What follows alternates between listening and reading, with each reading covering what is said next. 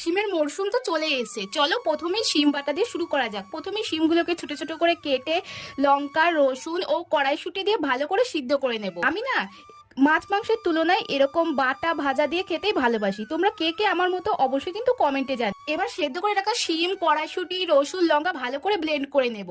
আজকে সাটা উঠে যে ব্লগ বলেছে খুব সুন্দর লাগলো আপু, কেকটা অনেক স্পঞ্জি হয়েছে। আর প্রীতিপ্রিয়া ডেলি ব্লগ বলেছে খুব সুন্দর হয়েছে। ধন্যবাদ তোমাদের সবাইকে, এরকমই সুন্দর সুন্দর কমেন্ট করতে থাকো। আমি কিন্তু এরকম প্রত্যেক দিন রিপ্লাই দেওয়ার চেষ্টা করব। এবার কি, কড়াই তেল দিয়ে তাতে কালো জিরে ফোড়ন দিয়ে পেঁয়াজটা খুব ভালো করে ভেজে নিয়েছি।